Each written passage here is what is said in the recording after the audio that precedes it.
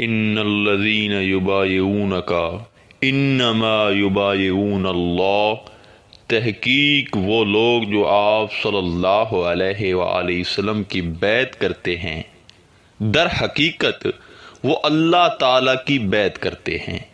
سامعین محترم، بیعت کے معنی حوالے کرنا، سپرد کرنا، فروخت کرنا کے ہیں، اور تصوف میں مرید کا اپنا آپ مرشد کے سپرد کرنے اور فروخت کرنے کا نام بیعت ہے۔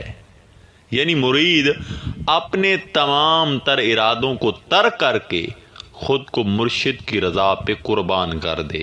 یہی وہ راستہ ہے جو اللہ تعالیٰ تک آسانی سے رسائی حاصل کرواتا ہے، اور یہی بیعت حضور علیہ الصلوۃ والسلام نے صحابہ کرام رضوان اللہ اجمعین سے لی تھی۔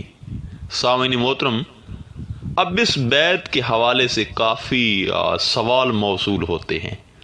کچھ لوگ اکثر ایک سوال کرتے ہیں کہ اگر ہم کسی پسندیدہ صاحب مزار ہستی کو اپنا مرشد بنا لیں اور سچے دل سے یہ اقرار کر لیں کہ یہ ہمارا مرشد ہے اور ان کی تعلیمات پر بھی ہم عمل کر لیں، تو کیا پھر ہمیں کسی ظاہری مرشد کی ضرورت پڑے گی؟ جبکہ اولیاء کرام تو قبروں میں زندہ ہوتے ہیں۔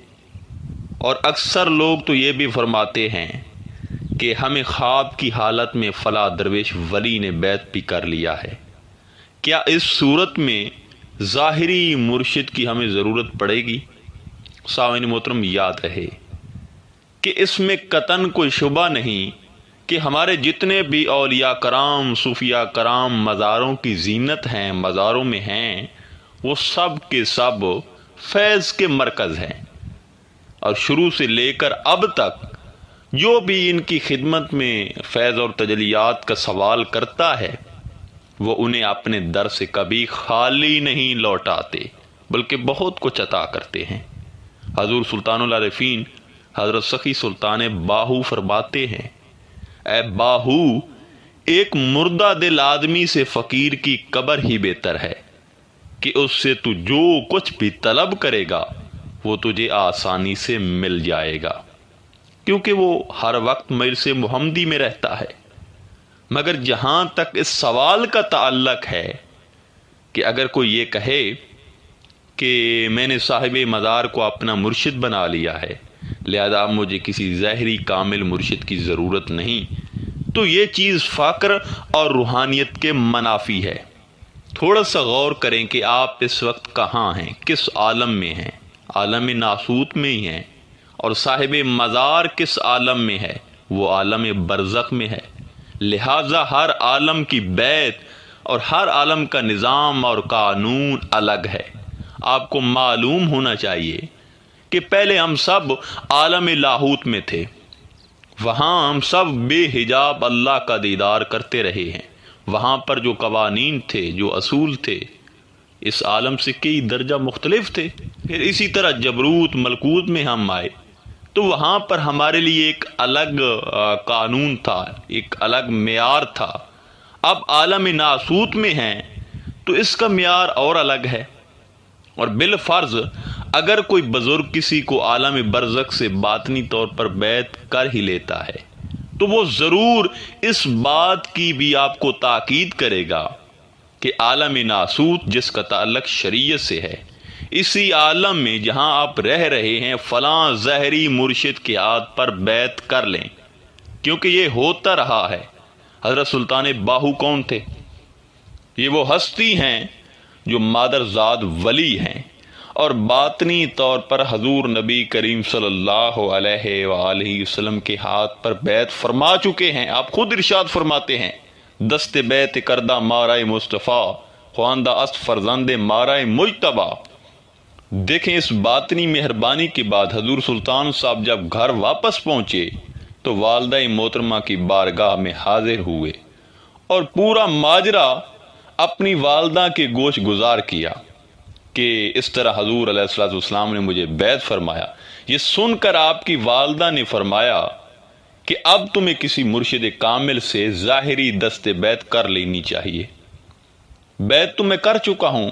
آپ رضی اللہ تعالیٰ عنہ نے جواب دیا کہ اویسی طریقہ کے مطابق مجھے حضور رسالت مآب صلی اللہ علیہ وآلہ وسلم سے براہ راست فیضان حاصل ہوا ہے، اور سیدنا غوث العظم رضی اللہ تعالیٰ عنہ نے مجھے باطنی فیض سے مالا مال بھی کیا ہے اور تلقین اور ارشاد کی اجازت بھی عطا فرمائی ہے۔ لیکن آپ رضی اللہ تعالیٰ عنہ کی والدہ محترمہ نے فرمایا کہ یہ باطنی بیت ہے اور راہ فقر میں ظاہری بیت ضروری ہے، لہذا اس کے لیے مرشد کامل تلاش کرو۔ پھر بعد میں حضور سلطان صاحب کو خواب یا الہام میں بتا دیا گیا تھا کہ آپ دہلی روانہ ہو جائیں اور وہاں حضرت سید عبدالرحمن قادری کے دست بیت ہو جائیں۔ پھر آپ نے عین اسی طرح کیا اور حضرت عبدالرحمن دہلوی قادری کو اپنا ظاہری مرشد بنا لیا۔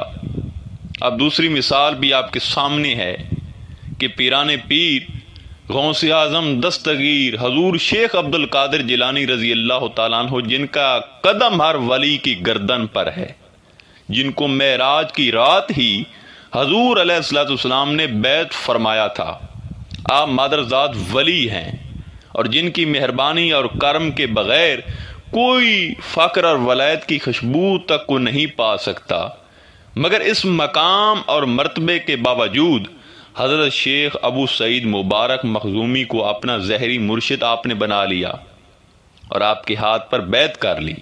دیکھیں، حضرت شیخ عبد القادر جیلانی رضی اللہ تعالیٰ عنہ کی حضرت شیخ ابو سعید مبارک رضی اللہ تعالیٰ عنہ سے ظاہری بیعت مسند روایت کے ساتھ کتب سیر اور تصوف میں منقول ہے، اور اس میں کوئی اختلاف بھی نہیں ہے۔ سب یہ بات مانتے ہیں کہ حضور شیخ عبد القادر جیلانی نے حضرت ابو سعید مبارک کے ہاتھ پر بیعت کی تھی۔